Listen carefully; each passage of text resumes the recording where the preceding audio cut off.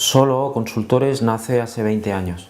Es el fruto de una transición profesional mía después de 9 años trabajando en el contexto multinacional.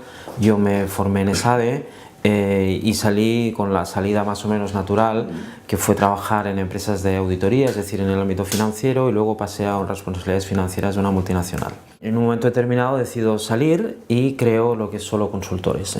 Desde hace 20 años estamos en este camino, un camino que ha tenido dos fases. Una primera fase, digamos, más clásica de consultoría, estrategia, finanzas, etc. Y desde hace 15 años, junto a mi equipo, que somos 4 y llevamos 15 años trabajando juntos, hemos empezado a trabajar todo lo que tiene que ver con el cambio y la transformación en las organizaciones, que es fundamentalmente lo que nos trae hoy a la conversación, ¿no? Un ámbito que creo que es fundamental y que lo estamos abordando en base también a nuestra mirada ecléctica de diferentes ámbitos, ¿no?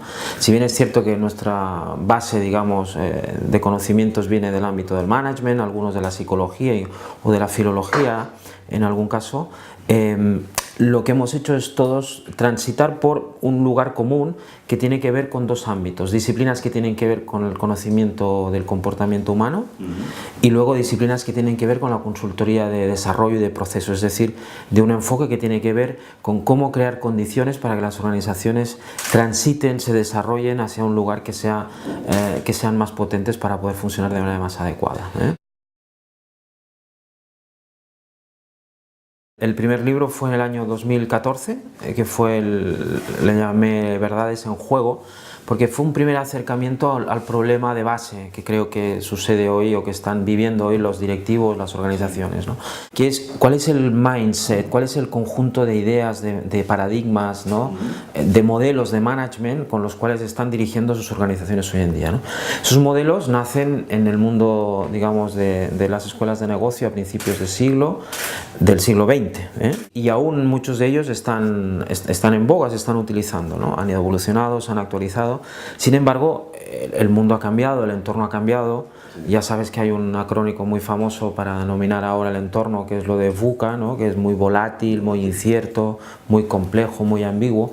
Y ante un entorno de esas características hay modelos que están un poco, se han quedado no solo en desuso, sino que son ineficientes. Entonces, nuestra idea con ese primer libro de Verdades en Juego fue poner en juego otras verdades, ¿no? Otras ideas que creíamos más potentes, más poderosas. En ese libro fue el inicio, fue la primera vez que presenté mi idea sobre lo que llamo valor total. Y desde el 2014 hasta ahora, que hemos publicado el segundo libro, que es La Empresa Total, junto con el equipo, hemos estado desarrollando el modelo como tal y lo acabamos de presentar, ¿no? ¿Cuáles son las ideas fundamentales de este modelo, ¿no? Primero, para nosotros es una respuesta útil, potente, al management, ¿no? No es la verdad revelada, pero creemos por nuestra experiencia, porque no es algo que sale de lo etéreo, sino sale de lo que hemos visto junto en estos 15 últimos años, ¿no? Esas ideas son fundamentalmente cómo podemos reducir, simplificar la complejidad de una organización, ¿no? De un sistema humano muy complejo, en 4 grandes palancas de gestión. Es decir, es como al manager decirle: mira, preocúpate de 4 cosas y de una manera determinada, ¿no? La primera es la necesidad absoluta, y esto es dentro de lo clásico, pero es fundamental y lo hemos de cuidar, es tener modelos de negocio eficientes y eficaces. Es decir, encontrar una solución, un modelo de negocio que sea sustentable y que sea capaz de generar valor económico. Sin embargo, el valor económico entendido de una manera muy particular, es decir, el valor económico suficiente. ¿Suficiente para qué? Para retribuir al accionista, para retribuir a todos los actores con los que se relaciona la empresa para poder producir lo que ha de producir y para poder reinvertir y desarrollarse, ¿no? Es decir, un valor económico suficiente que proporcione como si fuese aire para la organización. Esto hay una cita antigua de un pensador sistémico que se llama Ari de Geus, que habla de esto, ¿no? Es decir, que habla de que la rentabilidad, el cash flow o el valor económico es como el aire. Debería ser como el aire para las organizaciones, como es el aire para las personas, ¿no? Nosotros respiramos para poder vivir, pero no vivimos para respirar. Es lo mismo, ¿no? En el caso de esto, la organización necesita valor económico. Creemos que el valor económico para el accionista no es el propósito fundamental de las organizaciones. Es uno necesario, fundamental, pero hay otros que son estos tres que te voy a comentar ahora. El segundo es la capacidad de construir culturas dentro de la organización sustentadas en la confianza.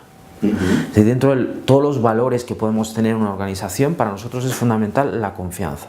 La confianza porque es lo que permite que las cosas fluyan bien en la organización, es decir, que los colaboradores confíen en sus directivos, que los directivos confíen en sus empleados, que la organización confíe en sus clientes, que el cliente confíe en la organización. Creo que hoy en día tenemos ejemplos duros, dramáticos en este ámbito, ¿no? Cuando en ciertos sectores pues, se han roto la confianza con los clientes, en otros ámbitos están en peligro la confianza con los proveedores y durante mucho tiempo, sobre todo en nuestro trabajo, hemos visto que hay mucha desconfianza dentro de las organizaciones, ¿no? ¿Por qué la confianza? Porque si no hay confianza, aumenta la percepción de incertidumbre de las personas, aumenta la angustia, aumenta el miedo de las personas. Y si no somos capaces estratégicamente de regularlo, estamos aumentando el riesgo de la organización, ¿no? Y además que en entornos de confianza las personas trabajan mejor, trabajan mejor en equipo. El tercero, un modelo de relaciones potente. Es decir, la manera en que sale a la luz la confianza tiene que ver con cómo tú y yo nos conversamos, es decir, cómo construimos conversaciones, cómo tú y yo nos pedimos y ofrecimos cosas, cómo tú y yo nos escuchamos, cómo tú y yo llegamos a acuerdos, ¿no? Aquí hay un trabajo muy potente desarrollado por el Instituto Relacional de Barcelona, que es donde nosotros también formamos parte y bebemos de este modelo, para de alguna manera desarrollar este modelo de relaciones y de estilo de relaciones poderosos, ¿no? Y finalmente un último factor para nosotros determinante, que es la capacidad de dar respuesta de las personas y de las organizaciones al entorno, es decir, la capacidad de adaptarse. Pero no adaptarse de cualquier manera, porque a veces se entiende mal esto de la adaptación y la adaptabilidad, ¿no? Sino es la capacidad que tienen las organizaciones para poder dar respuesta sin perder aquello que las identifica como únicas, ¿no? Tú puedes ser gran generador de valor económico, puedes ser gran generador de valor relacional, pero dado un momento, ciertas circunstancias del entorno, si no eres capaz de dar respuesta reconfigurando tu modelo de relaciones, reconfigurando tu modelo económico, puede llegar a bloquearse la organización, a perderse, ¿no?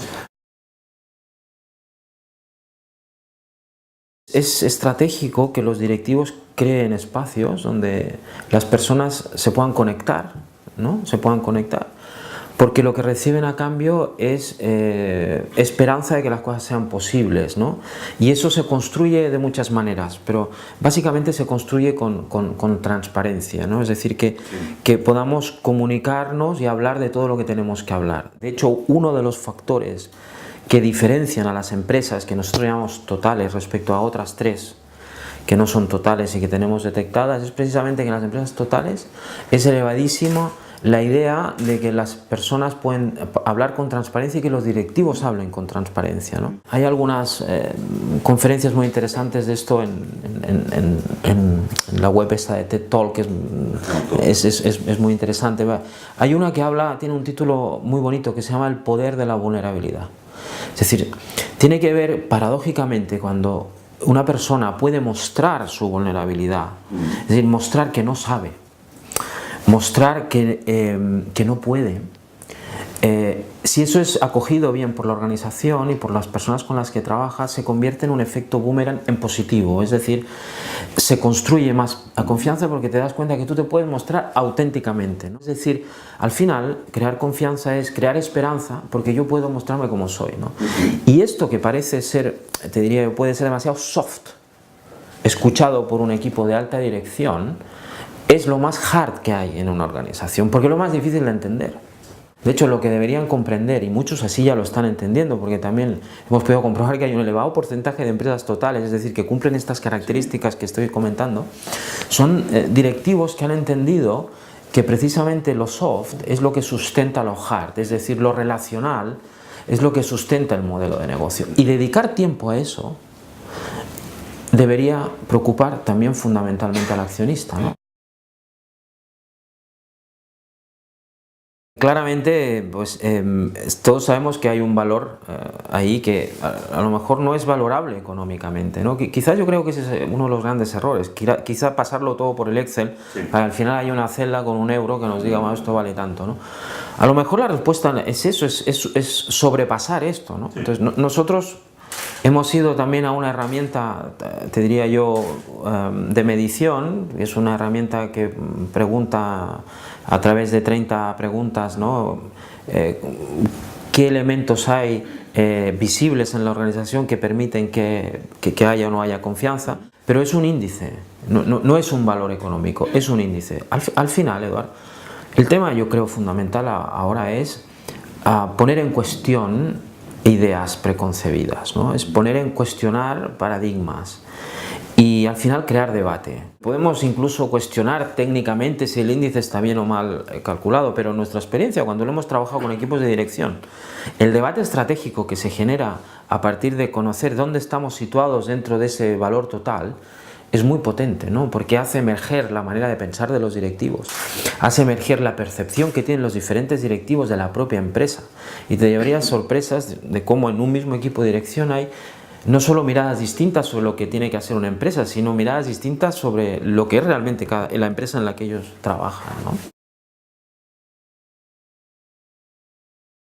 Lo que ponemos encima de la palabra felicidad lo asociamos a aspectos en los cuales parece que no conecten con la empresa, ¿no? Pero si miramos la felicidad como un estado de ánimo en el cual las personas quieren estar por el encuentro de otras, por la celebración de los éxitos, para celebrar lo que hacemos bien, eso es fundamental en una organización. Si eso es felicidad, bienvenida sea, ¿no? Y si eso es felicidad, bienvenida sea esa felicidad en las organizaciones, ¿no? Sí es cierto que la semántica, por ejemplo, de recursos humanos, ¿no? Es una semántica también del siglo pasado, ¿no? Y que denota una idea que es la que planteamos también en el libro, es que como hay dos paradigmas en confrontación, hay algunos otros, pero nosotros hablamos de básicamente dos. Uno es el enfoque mecánico. Y en el enfoque mecanicista la empresa es vista como una máquina que funciona. Claro, en ese paradigma que se hable de recurso humano tiene sentido. Pero hay otro distinto, que es ver a la organización como un sistema vivo, ¿no? Como un ser vivo, ¿no? Y al estar como un ser vivo, entonces ya no deja de ser un recurso, sino es un actor más, es un organismo más dentro de otro organismo, ¿no? Entonces, claro, hay que hacer una evolución, no podemos hablar de recursos humanos. Algunas empresas hablan de, por ejemplo, del área de dirección de personas, que yo creo que es bastante más, es más adecuado, ¿no? Y luego está lo que decías de la felicidad, con estos comentarios que te he hecho antes, y sí creo que hay que ir con cuidado con el efecto péndulo, ¿no? Es decir, de ser muy mecanicistas a irnos a la felicidad en términos, digamos, como hacer un mal uso del concepto, aunque lo defiendo en los términos que te he dicho antes. Yo creo que hay que buscar ahora un punto intermedio, ¿no? Porque tampoco es necesario ser del todo feliz mientras tú encuentres sentido profesional en ese espacio donde tú estás trabajando, ¿no? El modelo del Instituto Relacional habla de 5 tipos de relaciones, pero hay 2 que son las más que deberíamos ver en todas las organizaciones. Una son las organizaciones cooperativas, que es decir, que son 2 personas que les gusta trabajar juntos, se buscan para trabajar juntos. Hay otra que es la relación operativa. La relación operativa es sensacional, tú y yo no necesitamos ni desayunar cada día juntos, ni trabajar juntos, pero trabajamos bien. Yo te doy lo que tú necesitas para hacer tu trabajo y tú me das lo que yo necesito. Y funciona. No tenemos que obligatoriamente llevarnos bien. Profesionalmente sí. Y las dos, la cooperativa y la operativa, son muy buenas, ¿no? No tenemos que tener solo cooperativa. Ahora, sí te digo una cosa. Equipos donde sus relaciones son cooperativas son mucho más poderosos que equipos donde solo hay relaciones operativas. Es decir, hay un plus. Cuando hay gente emocionalmente conectada, es más capaz de resolver lo que le pide el entorno de manera continua. Para nosotros, empresa total es una empresa que tiene todos los ingredientes. Es como si fuera empresa completa, ¿no? Es decir, no le faltan cosas, ¿no? Es decir, tiene esos 4 elementos que te comentaba antes, están presentes, donde uno de ellos precisamente hace esto del fútbol total, es decir, que hay flexibilidad, ¿no? Fíjate que, si bien eso es bastante difícil en una organización, hay algunas que lo practican, ¿eh? Incluso algunas empresas donde tú entras y escoges tú el lugar donde trabajar, ¿no? En función de cómo se ajusta más a tus posibilidades. Y otras que están en evolución, que son más clásicas, que lo que trabajan es la polivalencia. Es como personas del ámbito de las personas pasan a trabajar en ámbitos técnicos que pasan a trabajar en el ámbito de las personas, y se crea eso, ¿no? Pero por eso para nosotros lo total vendría a ser lo completo, ¿no? Lo que tiene como mínimo lo básico para funcionar bien. Una de las cosas que nos dimos cuenta durante el proceso de diseño del modelo es que el modelo es escalable. Escalable no solo en dimensión de empresa, sino en tipo de empresa. Es decir, lo podemos aplicar tanto en empresa privada, como en sector público, como en tercer sector.